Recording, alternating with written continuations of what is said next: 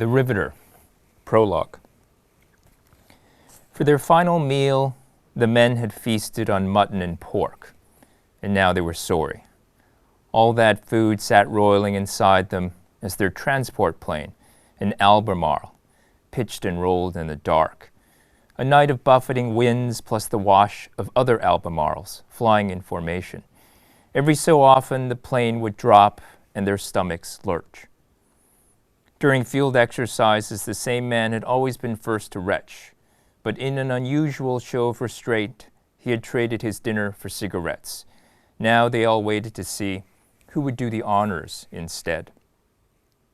The men had to squat on the floor of the cabin, under the weight of all their gear, the parachutes and the leg kit bags, every conceivable pocket crammed full of ammunition. With every dip and roll, they fought to stay upright. The whole plane roared with the gargling drone of the engines and stank of oil and gas and human tinctures, body odor, bad breath, and effluvium from all that mutton and pork, not to mention a miasma of cigarette smoke. Soon, it would smell even worse. Josiah Chang had an iron stomach, but even he had to close his eyes to settle the waves of nausea. In that more complete darkness, he pictured her face, or tried to, a face he knew so well, yet somehow seemed to be forgetting. She had thin brows, and heavy lids, and dimples like wounds. Yet each time he tried to train his mind's eye, her features eluded him, darting away like minnows. He wasn't here for king and country, but for her.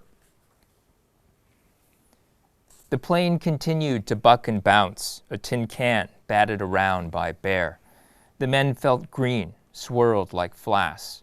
It was only a matter of time before someone lost it, and sure enough, someone did, though it wasn't clear who, and the spatter, and the taint, and the endless motion proved too much for the man beside him, and the one after that, and so came the chain reaction, men falling like dominoes, until the whole cabin was filled with a violent gastric stench. Only a few managed to find their air sickness bags in time. As the plane staggered, runnels of vomit slid across the floor. When the gruel lapped his boots, Josiah tasted bile, but managed to choke it down. The Albemarles flew in threes, arrowheads whistling through the dark. Arrow upon arrow, one after another, a magnificent storm, an armada. To avoid detection, they flew low, skimming the ocean. To achieve surprise, they had shied away from the target before wheeling around and taking an indirect approach, prolonging the flight. Men were cramping, their muscles on fire. They longed to stand, to stretch out the pain, to throw themselves out of that fuselage with all possible haste. From somewhere came the distant sound of thunder.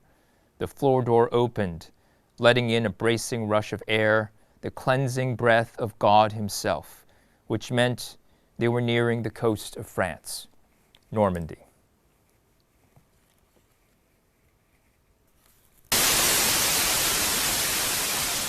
This is Brockport Writers Forum.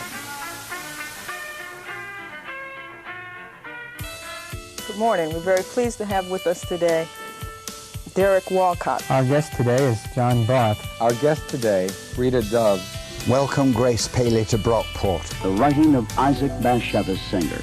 The poetry of Robert Hayden. Our very special guest today, Lucille Clifton. Nadine Gordimer. The poetry of Anne Sexton. Today, the poetry of Seamus Heaney. I wonder if you'd like to read a section from the novel.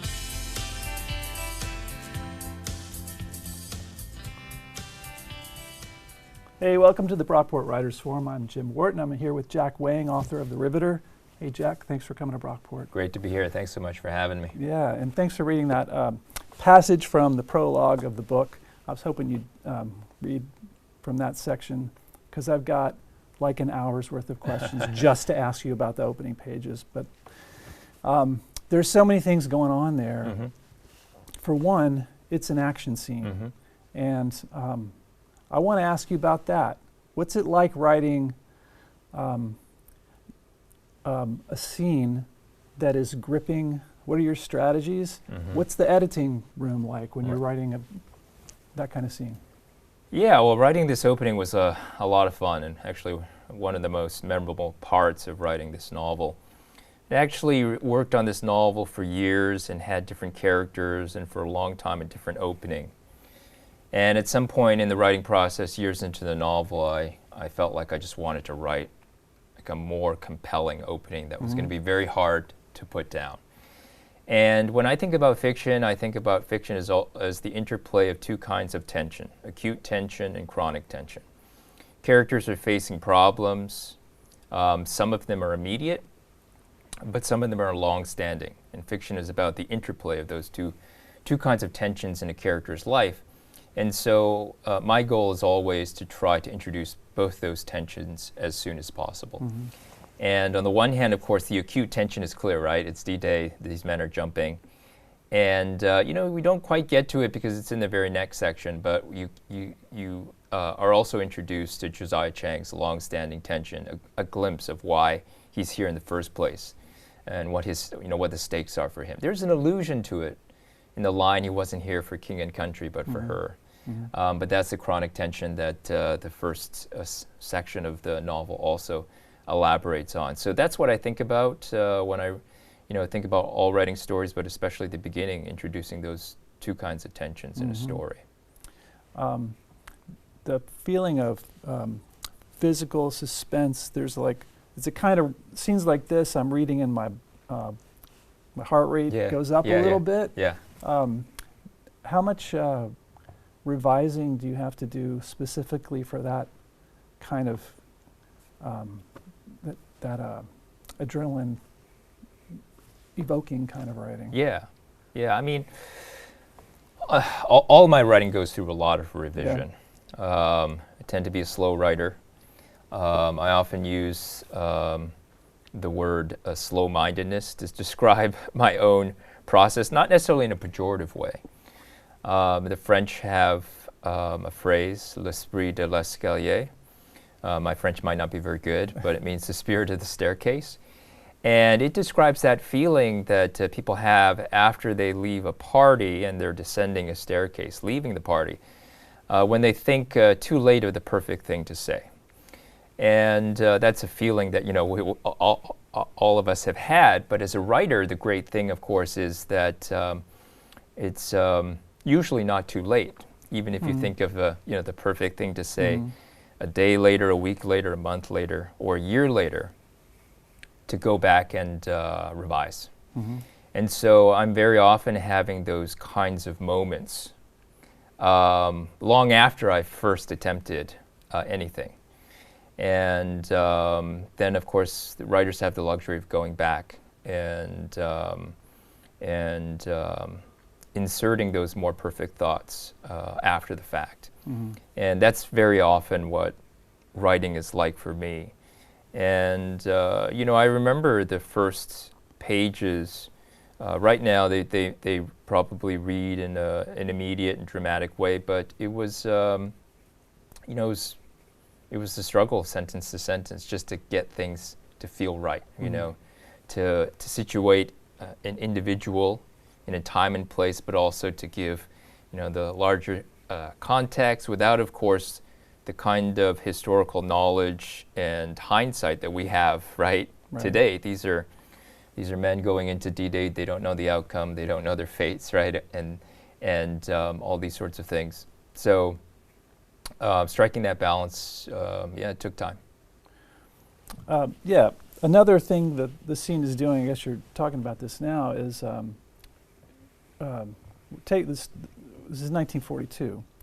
I wasn't alive then, so you're taking us back into a time you weren't alive in 1942, and you're not just you don't talk in a broad way about history, but a lot of what you're doing is specific things like they had this big meal of mutton and pork that they regretted, and only later do we find out, well, that was a special meal because it's the night before D-Day. What's your research process like? How much time do you spend studying before you begin telling a story? Yeah, you know, it's I did a lot of research, and it's challenging, of course, to write a kind of novel where almost sentence to sentence you have to find something out before you can even write it. It is a combination, of course, of research and imagination. At some point, you just have to use your imagination. At some point, you might do research, for example, on what the men ate, and not be able to find anything. So you just have to, you know, make it up. Yeah. In other cases, for example, I did find a Christmas Day menu in the Canadian Army from, I don't know, the 40s, early 40s, you know. I found a picture online. It was an online museum. But very frustratingly, I only saw the cover of this menu, but not the inside. You know, I wanted to see what the men actually ate. And so I emailed this online museum and I said, "Can you please send me the inside of this menu?" And it's amazing how, you know, willing people are to help you out, you know, when you make these kinds of requests. I relied, for example, on the beginning on oral history. There's one book in particular, Boys of the Clouds, that documents the 1st Canadian Parachute Battalion. In the U.S., many people are familiar with Easy Company because they were made famous by Band of Brothers.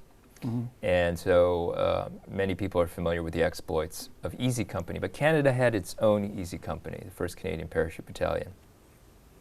A unit, in fact, that never failed in a mission. They accomplished every mission that they set out on. And but surprisingly, unlike Easy Company in the U.S., the 1st Canadian Parachute Battalion isn't particularly, I think, well known now in Canada. But in any case, there was a book of oral history called Boys of the Clouds, and you know, all it is men writing down their memories of their service in different campaigns. There aren't questions. It's not interview style. It's just kind of an assemblage of memories and writings. You know, they could be talking about anything from basic to, you know, D-Day to the Ardennes Offensive, and very often those oral histories gave me the kind of authenticating details that, you know, would otherwise be very hard to find, and it and helps to give the novel a kind of I was there sort of authenticity. Yeah. One fact from the passage you just read that hits me that way is that there's one guy. They're all very thoroughly trained, and they've been working together for weeks and weeks. So there's one guy who always gets sick first. Yeah. And I wondered if that's okay. Did Jack Wang make that up, or is that something that would be familiar to a paratrooper crew? Or that's the kind of detail that may have come from the oral history. You know, about some guy who would always throw up. You know, when he was training, and then, you know, it's some combination of research and imagination. You know, just reading about a guy who throws up. You know, I may have turned that into the guy who always throws up reliably first. You know, that's the kind of transformation that might happen in the fiction writer's mind. It's hard to remember exactly. You know, of course, I remember precisely where some details came from. Other times, it starts to blur. But that is the kind of thing where, you might think from the outside looking in, all these guys are trained, they're fit, they went through a rigorous selection process, and no one would throw up, right, in the plane, because they're all highly trained and, you know, the best of the best. But there were men who naturally would succumb to that, and that's just one of the kinds of details that you know, I plucked out from all the research. Another thing I enjoyed was you're talking about a kind of war. I'm not a warrior, but my since I was in college, all the American wars that I've followed the news on have used what they started calling in the 90s things like smart bombs. Yeah. And these are dumb bombs. Yeah. There's a passage where it's when Vandenberg, it's a stick grenade. Yeah. And the way you describe it, it's like lazily kind of Yeah, it's like tumbling through the air. Tumbling, Yeah, like as though it were a toy or something. Yeah. And I also marked on this, just a little bit after the passage you read, flak starts hitting the plane, and the verb or gerund you use is the spanking of flak, which is such a surprising choice of a. Yeah. I've never heard flak pierce a plane, but I've felt like, okay, that's got to be true. Yeah. Okay, well, another thing that's going on in this scene and in this book is we're steeped in 1942, and we're steeped in the woods at one point in Vancouver and the European theater. Right. But also we've got two human beings. Yep. And how did you come up with Josiah and Poppy? Where do they come from? Right. Yeah, so the novel begins in Vancouver in 1942 chronologically, of course, and then it progresses through the war. And Josiah Chang, he comes from the Cariboo, which is in the north of British Columbia, comes down to what he thinks of as the great metropolis, which is Vancouver. And a couple of inspirations for Josiah Chang. One is Richard Marr. He was the only Chinese Canadian who served in the 1st Canadian Parachute Battalion. I read a book called The Dragon and the Maple Leaf by Marjorie Wang, which is kind of this exhaustive kind of encyclopedia of every Chinese Canadian who had served in the First or Second World War. And because there are hundreds, they each get like a very brief passage. And so I got just the basic contours of Richard Marr's life, that he was born in Victoria, that he enlisted and did his parachute training in Fort Benning, Georgia, because Canada didn't have a jump school at the time. Didn't have a jump school until later on in the war, and then went off and he served in. He didn't actually jump into Normandy, although other Chinese Canadians did serve in the Normandy campaign, so he's sort of a composite. But it did say that he served in the Ardennes offensive and was part of the Rhine drop into Germany. And so I was just fascinated by the idea that there was one Chinese Canadian who served in this very famous unit. So that was sort of one inspiration for this character. And Josiah Chang is also, his initials are supposed to remind Canadians in particular of Johnny Canuck, who's this figure of Canadiana. And Johnny Canuck, he reemerged during the Second World War in comic books as this figure who fought fascism. And even the Vancouver Canucks, I'm a hockey fan, so even the Vancouver Canucks now, they have like a third jersey. Some years they have a third jersey where they have Johnny Canuck, and he's this lumberjack with wielding a hockey stick. And he's this figure of Canadiana. He was a lumberjack. He had many guises, but one was a lumberjack. And so that's why Josiah is he's a faller. He comes from the north. He's a lumberjack himself, and he comes down to Vancouver. And so those were two of the inspirations behind the character of Josiah Chang. And I wanted to fictionalize. I didn't want to hew to the life of Richard Marr. I want to be able to fictionalize. And Poppy is his love interest. She's English Canadian. They're engaged in this interracial relationship, which of course presented challenges at the time. And I think the spark, the first spark for her might have been when I was doing research into Canadian shipyards and read about a woman who emerged from a door. And shortly after, a man follows, emerges from the same door, and it's clear that they had done something untoward behind that closed door in a shipyard. At a time where shipyards were segregated by gender, there were a lot of strictures about women covering their hair for modesty, eating in their own lunchroom, etc. And so it's fascinating to me that there would be a woman who is that sexually daring and free. And so that was probably the first spark of inspiration for Poppy Miller. One of the striking things about Josiah is he's kind of a Superman. There's this wonderful moment in the book where he's a resident alien. He's classified as a resident alien, even though his family has been in Canada for generations. Right.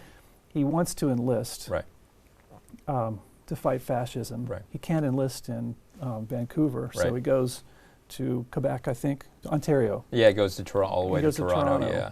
And they're a little, I don't know, you look Chinese, I don't know if and so the not recruiter, but the officer who's Right. in charge of signing men up calls a superior in. Right. And if I remember right, Josiah's standing there completely naked. Right, because he's getting a medical exam, yeah. Yeah, and the officer comes in, takes one look, and says, "He'll do." Yeah. So there are many instances of this. Yeah.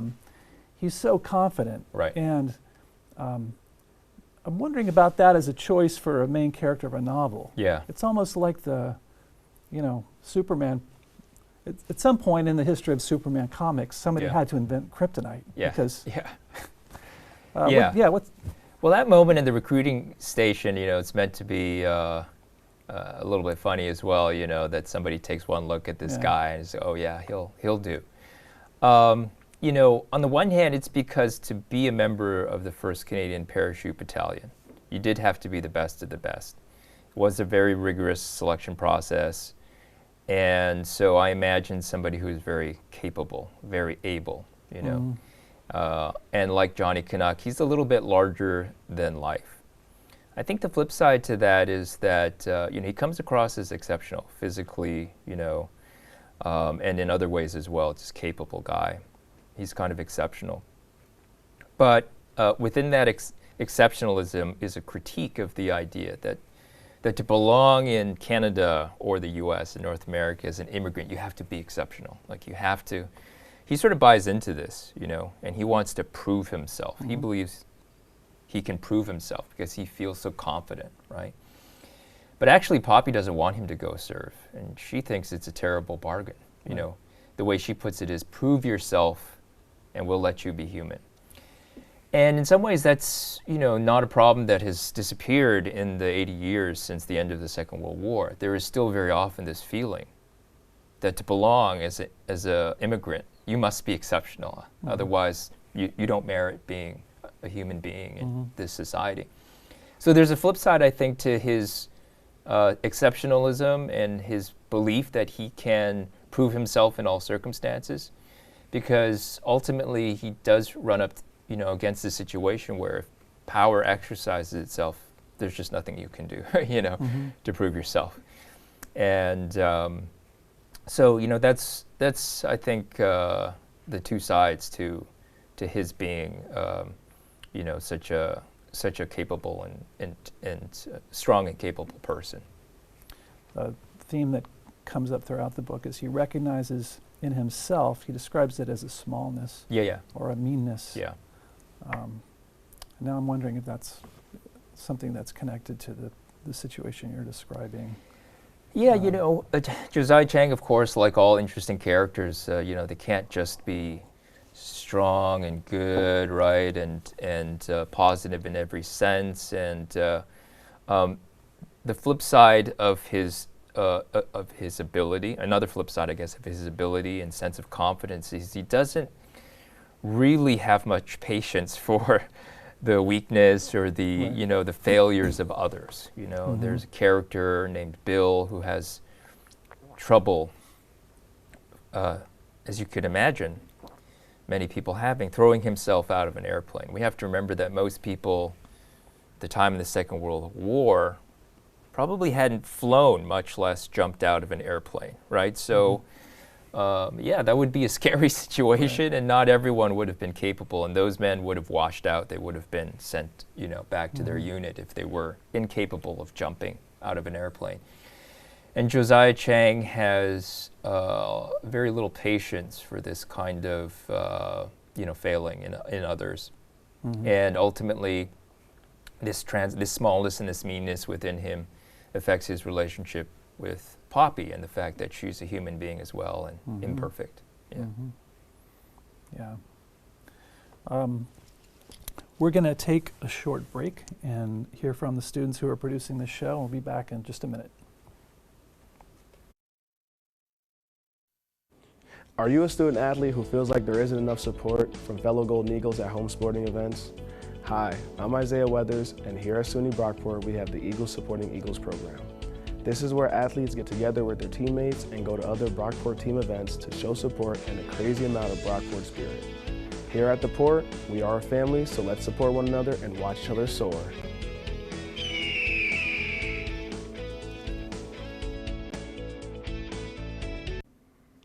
Are you interested in learning about the public relations field? My name is Keith Doherty, a junior at SUNY Brockport, and I would like to introduce you to the Public Relations Club. The PR Club offers an opportunity to be a part of an award-winning team and create campaigns for organizations, as well as offering networking opportunities for potential internships.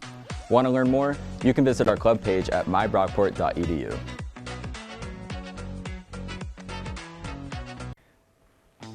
Hey Golden Eagles, I know a lot of you out there love to golf, but don't know how to keep up with it while at school. If that's the case, I have just the solution for you, the SUNY Brockport Club Golf Team. It's a new club, so now is a better time than ever to join. Now you might be thinking, what if I've never played golf before? Well, club sports are usually much more welcoming to new players than varsity sports are. If you want to learn more, visit the SUNY Brockport Club Golf Instagram page or go online to Club Sports SUNY Brockport to see more information. I'm Nick Riveter, and I produce this message. Hello, my name is Jennifer D'Angelo, and you're watching Talon Television. Have you ever thought about what it would be like to run a TV station? Maybe you want to be a camera operator, or maybe be in front of the camera and have your own talk segment. Whatever your dream is, we can make it come true at Talon Television. Run by students, Talon Television is SUNY Brockport's TV station. Talon TV, we cover everything in entertainment news, sports, and more. To get involved, head to talontelevision.org. Talon Television, SUNY Brockport's student-run TV station.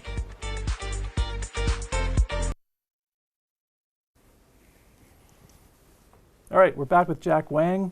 I got another question for you. Sure. It's also a love story between Josiah and Poppy. That's another, I mean, often writers kind of specialize generically, write love stories, write war stories, write historical novels. Yeah.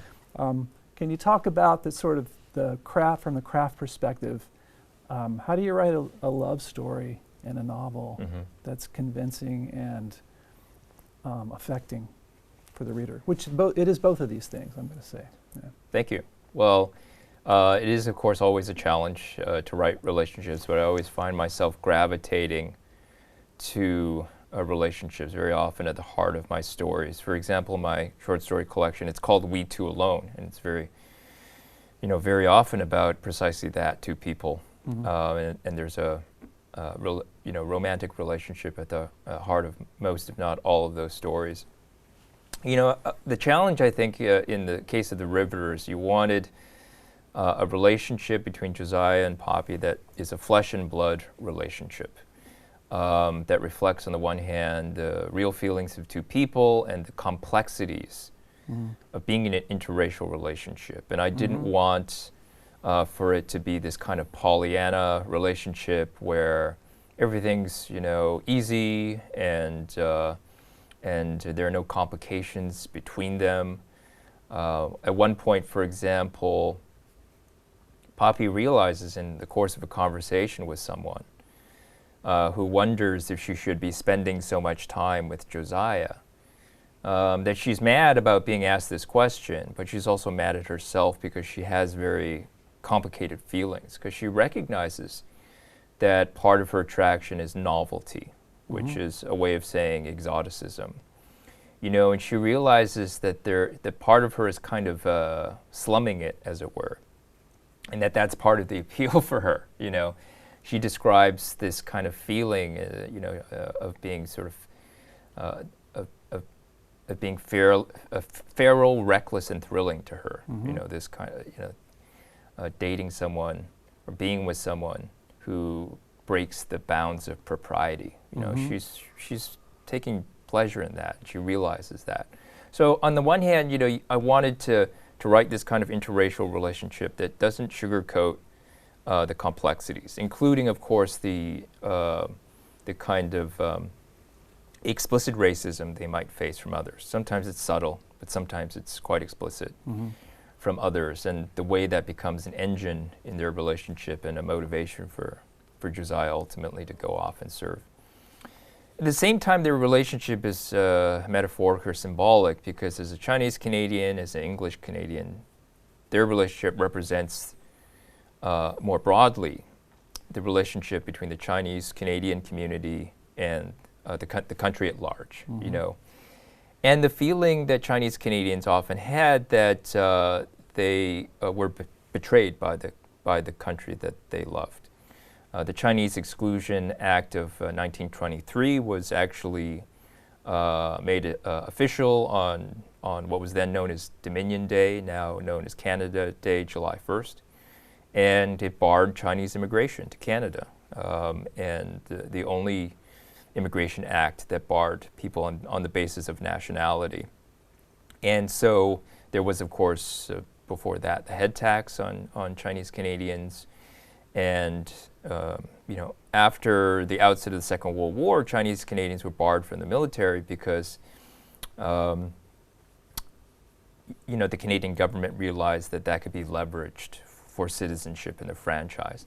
And so in many ways, Chinese Canadians have had a fraught relationship with the country that some have called home for a long time and some love dearly. And so their relationship is also a metaphor, It's, so that was a challenge to make this relationship both a flesh and blood relationship that the reader cares about, right? And and it feels invested in, and also to reflect something larger as well. Yeah, it's interesting because even as you say, there's part of Poppy that's aroused by, okay, I'm with the Chinese guy, but Josiah, it's almost at times like he wants to, not that he's, he sort of downplays it. Mm-hmm. He's a Canadian. Mm-hmm. He won't go to Chinatown. Yeah, that's right. That's right. That's interesting. Yeah. Well, I think that there's a point at which, even if you're from, elsewhere and you're a person of color, there is a point at which you effectively cease being an immigrant, in the sense that, let's say my parents were immigrants. My parents were immigrants in the sense that they grew up elsewhere and they had to assimilate to a very different culture. Mm-hmm. Language was a challenge and a barrier, Their educational credentials didn't have the same, weren't viewed in the same way here. Mm-hmm. Those are some of the challenges of a true immigrant, Mm-hmm. Even me, just one generation later, one could say I've effectively ceased to be an immigrant in, many practical ways. And in Josiah's case, his family he's like fourth generation Canadian. His great-grandfather was a 49er in the States and, went up to the Caribou for the gold rush. And he feels thoroughly Canadian. And he has effectively ceased to be an immigrant. The problem, of course, is that it's the society around you, right, that may continue, indeed insist on seeing you as an immigrant, no matter how thoroughly assimilated you are. Mm-hmm. But he of course, doesn't feel that way himself. Mm-hmm. Yeah, he feels like a Canadian through and through. Yeah, and another thing that's special about his childhood is he basically grows up in the woods, right, with his father, right, and so in some ways his community is very limited. We later meet a friend who he refers to as a carrier, right, First Nations, right, Canadian, who has a similar kind of, right, ambiguous relationship to, right, to Canada, right, right. You grew up in Vancouver. That's right. Were you part of a Chinese Canadian community, or like a broad Chinese Canadian community there, or what's that like? Yeah, I grew up in Vancouver and British Columbia, because of the destiny of geography. It's always had the most significant numbers of Chinese Canadians. Mm-hmm. Certainly at the time of the Second World War, most Chinese Canadians were in British Columbia, if not Vancouver. And, that's why British Columbia in particular was hostile to conscription, because they didn't want Chinese Canadians in large numbers to earn citizenship in the franchise. When I grew up, I remember going to Vancouver's Chinatown, for example, weekly shopping with my parents and so on. At the same time, when I was growing up and I was a kid in school, our numbers were relatively few. When I was in elementary school and in high school, we were still a distinct minority. These days, it's a minority-majority situation in many parts of Vancouver, where the majority of students in any given school might be of Chinese descent. So it was an interesting time because, on the one hand, there was very much a community, and there were certainly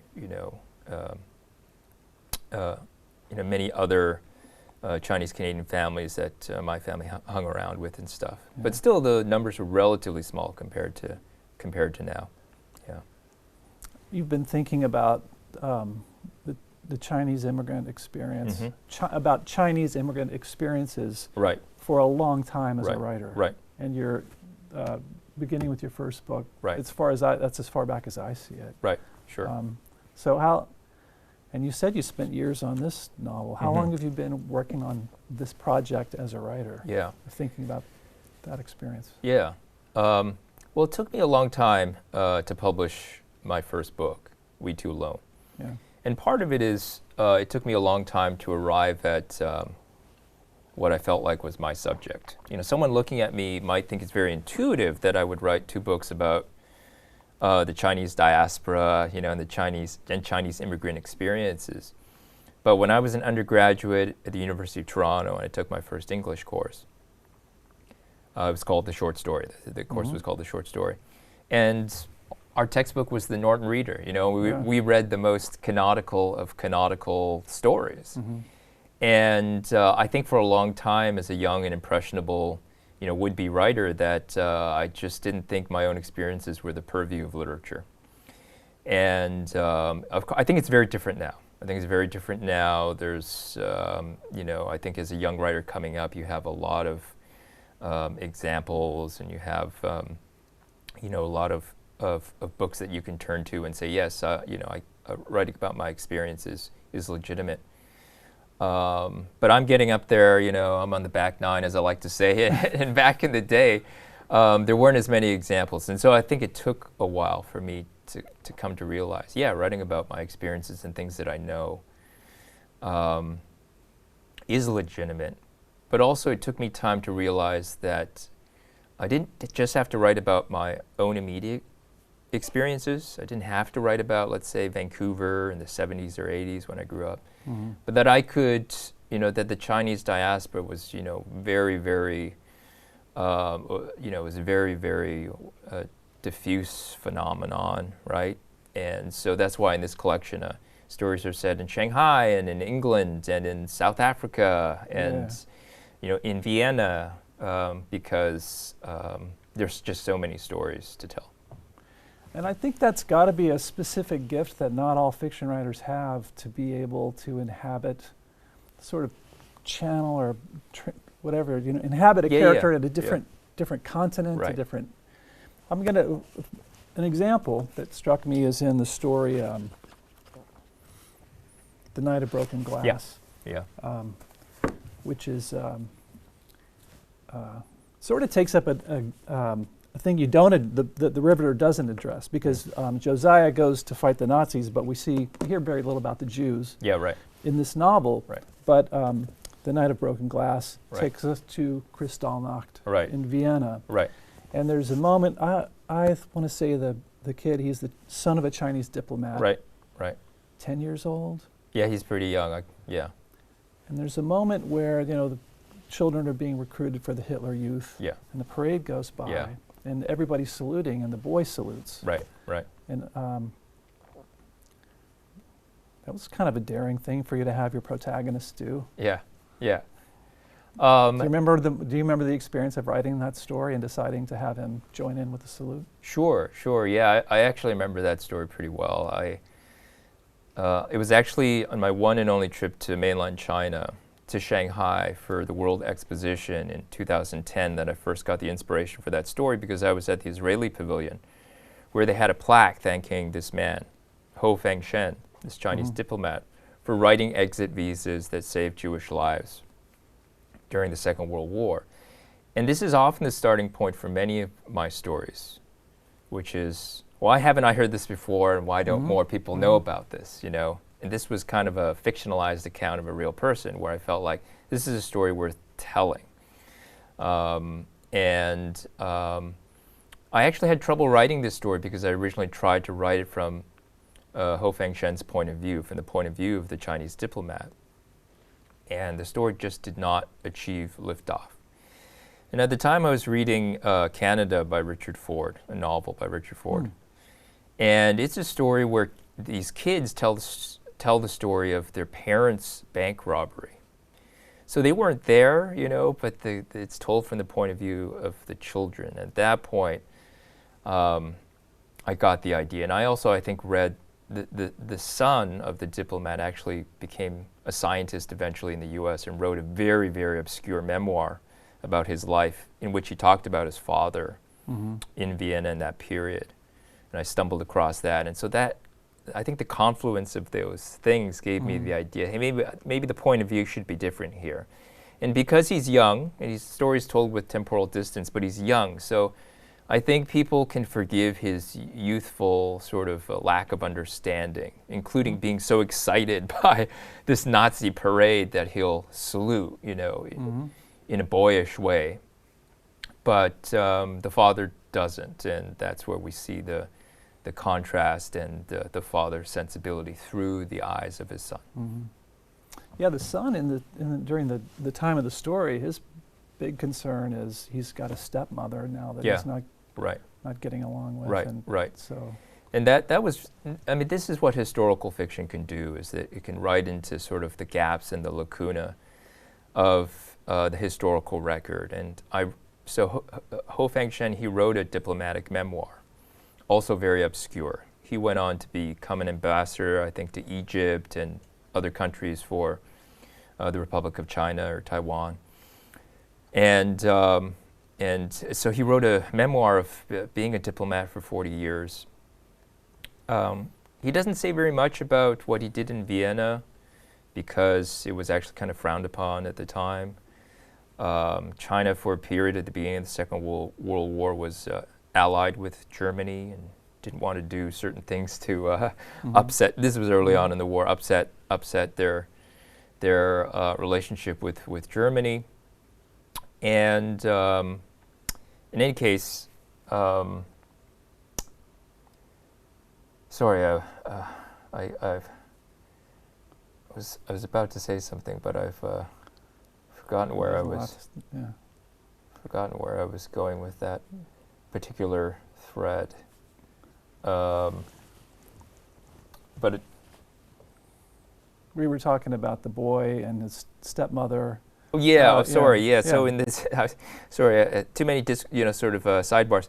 But in this memoir, he is reflecting on his time, and there's just this very, very brief sentence about, while all of this was happening, my marriage was falling apart. That kind of brief aside. And it was reading that really gave me room to imagine my way into the story, to say, well, what about that part of this story? What happened there? And so a lot of that, there is some in the son's memoir about his stepmother, but a lot of that came down to imagination. But in any case, thank you for bringing me back to that thread that I'd lost.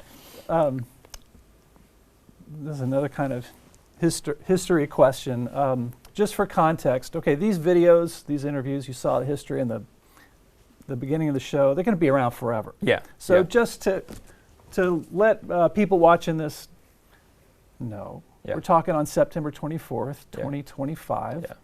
It's an interesting moment in the history of U.S.-Canada relations. Yes. Yeah. I kind of want to ask you, 30 years from now, when you're writing your 10th novel set in 2024, what's it gonna be like living in 2025? Yeah. What's it like to be I don't know if you think of yourself now as a Canadian writer, as a U.S. writer, as a New York writer, but what's it like for you now, being a writer in this moment here? Yeah. Well, just for the record, I am both a Canadian citizen and an American citizen. And I became an American. For many years, I was here on different visas, student visas, work visas, and then I married an American, and for a long time, I lived here on a green card and thought that was just fine. But eventually, I got my American citizenship in 2017. So, you can perhaps infer why I decided finally to 2017. Finally to get my citizenship. And I posted something at the time where I said that I was an American at the ballot box, but I was a Canadian in my soul. And so I still feel very much a Canadian, and I identify as a Canadian writer first and foremost. So it is an interesting moment to be a Canadian living in the United States. You know, in Canada, what's happening in the States has created a lot of strange bedfellows in terms of just rallying around the cause of the nation. And you know, I would like to think that this novel is a novel for our times in the way that it speaks to another time in Canada where people, you know, from coast to coast came together and rallied, you know, around a cause. And something very similar is happening in Canada now. Like I said, people who ideologically in different places, they're nonetheless aligned now to face what they perceive as a common threat, and it is genuinely a threat. You know, many people here will take things like talk of the 51st state as funny or some kind of joke. I mean, it's not a joke. You know, it is no joke, that kind of threat to national sovereignty by force, moreover. And I've seen some maps that suggest, you know, annexing southern Ontario and Toronto, and it's 13 million people, and the economic center of Canada, and so on and so forth. And it is simply not something that people find the least bit amusing in Canada. And it's ironic, and you know, Canada fought fascism 80 years ago, but I think a very similar threat is right on our doorstep right now. And so, yeah, I'm not mincing words in 2025 for those who are watching, you know, somewhere in the future. Right. Canadians feel like fascism is on their door, at least I certainly do. Yeah. And it's a real existential threat. It's a real existential threat. So, and of course, many Americans feel the same. Many Americans feel the same. So Canadians are not alone, but that's how it feels at this moment. That's how it feels at this moment to be, you know, Canadian writer living in the U.S. Yeah. You said earlier in passing, you referred to it as a Canadian story. Yeah. I kind of want to, I feel like next time I hear that 51st state line, I want to give that person a copy of this book. Yeah. Because as a U.S. reader, it was an opportunity for me to think about a period that I've heard about 1 billion times in a new way. We're running out of time, but you know, one of the things that's okay, Josiah wears a wool suit. Yeah. He talks on a payphone. Yeah. These are all trappings of the moment. Right, right. But one of the things that's most historical about him to me is his earnestness. And you talked about this this moment where, okay, Canada sort of pulled together. Everybody was on the same side to fight fascism. Right. And I have trouble finding that earnestness in people now. Right. You know, even when we're talking about war. Right. Right. You know, Josiah was in many ways challenging to write because you know, he is a person of a different time and place. And you mentioned earlier that he grew up in the woods. You know, he's someone who doesn't even have much of an education. Yeah. And so you're trying to capture a whole sensibility. And I have thought often, you know, when you think about the kind of inaction we often see now, it's like we live in a world where we're all on our smartphones, you know, and everything's atomized, and we're very individualistic just by the very nature of how the modern world works, right? Do we even have the wherewithal anymore, right, to band together and fight fascism in the ways we might have in the past? Maybe the greatest generation is the right label for people of that time. Jack Wang, thanks for coming to Brockport. Thanks for these books, and thanks for letting us listen to you. My pleasure. Thanks so much. Really appreciate it. Appreciate it. I got some other people I want to thank before we leave. The people who made the show happen. Our director today is Mike Smith. Nasim Hughes is our technical director. Neo Parrish ran the audio. Jennifer D'Angelo ran the Chiron generator. Our camera operators were Keith Doherty, Jacob Patrick, and Jonathan Frederick. Nicholas Rivoli is our floor manager, and thanks as always to Professor Carven Eisen.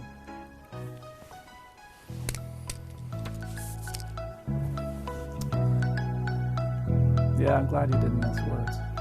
We need to hear that. Yeah.